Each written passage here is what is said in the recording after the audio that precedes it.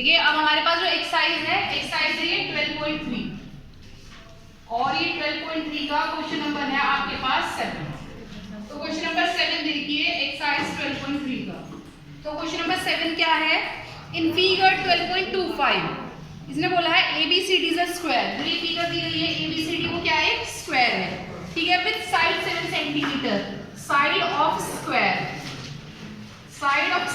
Is 14 centimetre. कितना है side of square, 14 centimetre. ABCD एक स्क्वायर है जिसकी साइड कितनी है, 14 सेंटीमीटर है। With centre ABC and D, जो ये 4 सर्कल्स बनाए हैं इनके सेंटर के जो बेटे हमारे पास सेंटर पॉइंट क्या है, ABC एंड D। इसने कहा है आगे आपसे कि 4 सर्कल्स आर ड्रॉन। आपके 4 सर्कल्स इस तरह से आपके ड्रॉ किए गए हैं कि एक सर्कल लगभग आपके 2 सर्कल को क्या कर रहा है, टच कर रहा है। तो आपसे ये पूछा है कि आपको क्या निकालना है, जो रिमेनिंग पोर्शन इसके अलावा बचा। स्क्वायर में बेटे कुछ आपका पोर्शन आ चुका, जो हमारे पास कुछ रिमेनिंग पोर्शन है। जब हम सर्कल बना रहे हैं तो क्वाड्रेंट के अलावा कुछ पोर्शन बचता है, तो आपको इस रिमेनिंग पोर्शन का क्या निकालना है, एरिया, या फिर आप लिख सकते हैं एरिया ऑफ शेडेड रीजन निकालना है। तो देखिए बेटे एरिया ऑफ शेडेड रीजन निकालते हैं। एरिया ऑफ शेडेड रीजन, पहली बात सुनिए कि जो आपने फिगर बनाई है ना, इसमें आपको जो सेक्टर कहा है बेटे, एक्चुअली में सेक्टर नहीं है, ये क्वाड्रेंट है। उसका रीजन ये है कि स्क्वायर का हर एक एंगल 90 डिग्री का होता है, और जब 90 डिग्री का होता है तो बेटे 90 का मतलब क्या है कि सर्कल को जब आप 4 बराबर हिस्सों में काटते हैं ना, डिवाइड करते हैं, तो हर एक हिस्सा आपका क्वाड्रेंट बनता है, और उस हर एक क्वाड्रेंट के लिए एंगल कितनी डिग्री का होता है, 90। तो उसका डायरेक्ट फॉर्मूला है कितना, क्या है, 1/4 पाई आर स्क्वायर। किसका फॉर्मूला है, डायरेक्ट एरिया ऑफ क्वाड्रेंट। तो एरिया ऑफ शेडेड रीजन कैसे निकालेंगे बेटे, एरिया ऑफ स्क्वायर, ठीक है, माइनस एरिया ऑफ क्वाड्रेंट। और बेटे यहाँ क्वाड्रेंट एक नहीं है, यहाँ क्वाड्रेंट है 4, तो आप ऐसे लिख सकते हैं 4 into area of quadrant, 4 into area of quadrant लिख सकते हैं ना, 4 इंटू एरिया ऑफ क्वाड्रेंट। तो एरिया ऑफ स्क्वायर मतलब side square, minus 4 into area of quadrant का मतलब 1/4 पाई आर स्क्वायर। साइड मतलब बेटे 14 स्क्वायर, 4 से 4 कैंसिल, पाई की वैल्यू 22/7 और रेडियस। अब देखिए बेटे एक साइड पर आपके 2 क्वाड्रेंट बने हैं, है ना, और दो ये सारे के सारे 4 इक्वल सर्कल का है बेटे। तो इक्वल किससे होता है, सर्कल, रेडियस से। तो बेटे जब एक साइड पर 2 क्वाड्रेंट बने हैं तो साइड जो है वो 2 क्वाड्रेंट के आपकी रेडियस के बराबर होगी। तो रेडियस क्या हो जाएगी बेटे आपके पास, उनकी हाफ। तो रेडियस कितनी बन जाएगी आपके पास, 7 सेंटीमीटर। क्लियर है बेटे। तो ये आ जाएगा आपके पास पाई की वैल्यू 22/7 और रेडियस 7 × 7, 7 से 7 काट दिए, ये आ गया बेटे आपके पास 154, और ये कितना बनेगा 14 का स्क्वायर 196। तो जो बचता है वो कितना है, 14 centimetre square. 0.26 depicts a racing track. बेटे ये क्या दिखाता है आपको, क्या शो कर रहा है, racing track whose left and right ends are semicircular। जिसके बेटे राइट आप लेफ्ट मतलब दोनों जो आपके कॉर्नर हैं, एंड्स हैं, वो कैसे हैं, सेमी सर्कुलर है। उसने बोला the distance between the 2 inner parallel line, जो 2 पैरेलल लाइन है बेटे, इनर पैरेलल लाइन के बीच में डिस्टेंस कितनी थी, 60 मीटर, जबकि जो आपके पास पैरेलल लाइन है उनकी लेंथ कितनी थी, 106 metre. And the width of the track, width मतलब चौड़ाई जो है ट्रैक की, वो कितनी है, 10 मीटर।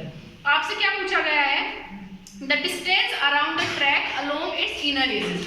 इसमें आपका क्वेश्चन नंबर 8 है, और 8 का first part, the distance around the track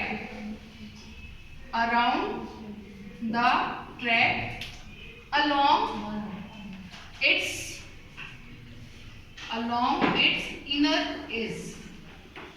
edge। लो बेटे अब क्वेश्चन सुनो, आपको डिस्टेंस बतानी है बेटे। डिस्टेंस नापने का सबसे बढ़िया तरीका बताऊं, इस चीज को ये मान लो आपके पास एक धागा है बेटे, आपने एक धागा पकड़ रखा है, और धागे को आपको इनर एज में इसमें घुमाना है, बस इतना ही करना है और कुछ भी नहीं करना। एक धागे को कहाँ घुमाना है बेटे, इनर एज में। तो बाबू मान लो मैंने यहाँ से स्टार्ट कर दिया, एक कहीं से तो मैं स्टार्ट करूंगी ना, मैंने एक पॉइंट से स्टार्ट कर दिया और अपने धागे को घुमाना शुरू करा। जब मैंने घुमाना शुरू करा तो मुझे पता चला मैंने एक लेंथ पूरी कर ली इनर में, तो अंदर की साइड तो घुमाऊंगी, इनर एज, अंदर वाली एज पे। बात समझ में आई। उसके बाद बेटे जब मेरी एक लेंथ पूरी हुई तो हम जब चले ना धागे को घुमाने के लिए, तो मेरा एक सेमी सर्कल पूरा हुआ। फिर आगे चले तो मेरी एक लेंथ और पूरी हुई, फिर आगे चले तो बेटे हमारा क्या हुआ, एक और सेमी सर्कल पूरा हुआ। तो जब मैंने इसे है ना बेटे अपने धागे से नाप लिया तो मुझे एक बात समझ में आई, मैंने इसमें 2 लेंथ पूरी करी है। देख लो, एक लेंथ पूरी करी है और एक लेंथ पूरी करी है, 2 लेंथ पूरी करी है और 2 सेमी सर्कल आपने बेटे कंप्लीट करे हैं। देखो बेटे, ये तो होगा हमारे पास distance around the track along its inner edge, है ना बेटे। तो आपने क्या कंप्लीट करा, 2 इंटू लेंथ। ये क्लियर है?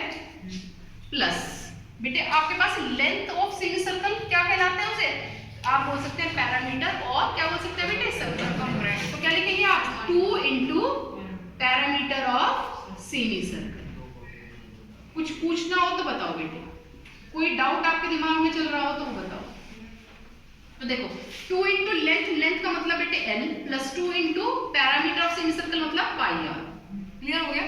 2 इंटू लेंथ का मतलब कितना होगा, 106, प्लस 2 इंटू पाई की वैल्यू 22/7 और रेडियस। अब रेडियस की बात आई बेटे, इसने कहा था कि जो पैरेलल लाइन है उनके बीच में जो डिस्टेंस है वो 60 मीटर है।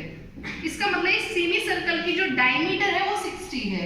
इसका मतलब इसका रेडियस कितना होगा आपके पास, 30 मीटर।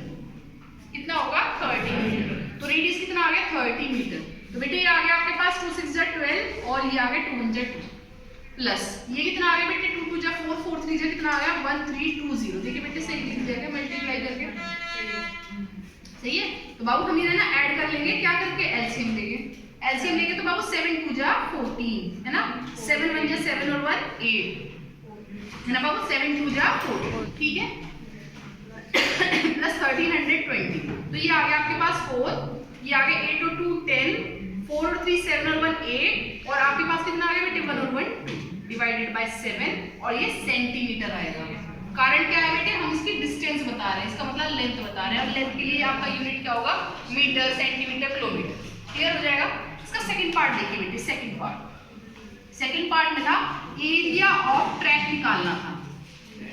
क्या निकालना था, एरिया ऑफ ट्रैक, है ना बाबू मतलब जिस पे आप दौड़ते हैं वो ट्रैक निकालना था। तो मैं उसे ना आपको हाईलाइट करके दिखा रही हूँ, ये है ट्रैक आपका, ये आपका ट्रैक है, ये आपका ट्रैक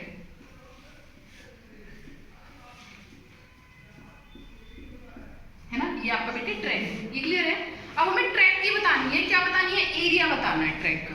बेटे अगर ध्यान से देखें कि आपके पास जो भी फिगर होती है ना, L इंटू बी वाली, ये L हो गया, ये इसका क्या हो गया, ब्रेथ। तो लेंथ इंटू ब्रेथ वाली जो फिगर होती है उसे क्या बोलते हैं आप, रेक्टेंगल बोलते हैं, है ना। अगर आप ध्यान से देखें तो यहाँ लेंथ तो है 106 और ब्रेथ कितनी है 10, तो ये क्या बनेगी, ये एक आपका रेक्टेंगल बनेगा। सेम बाबू जब ये रेक्टेंगल बन रहा है तो ये भी क्या बनेगा, एक रेक्टेंगल, क्योंकि इसकी लेंथ भी कितनी है, 106 मीटर है और इसकी ब्रेथ कितनी है, 10 मीटर। इसका मतलब सीधी सी बात है, मेरे पास 2 रेक्टेंगल खड़े हैं। और आगे देखिए बेटे, हमें ट्रैक देखना है, ट्रैक। अगर मैं ट्रैक को ध्यान से देखूं तो मुझे है ना बेटे, अगर मैंने इसे A माना और इसे B माना, तो AB जो मेरे पास लाइन है उस पर आपका क्या बना हुआ है, सेमी सर्कल। अगर मैं इसे C मान रही हूँ, इसे D मान रही हूँ, तो C इधर बना हुआ है।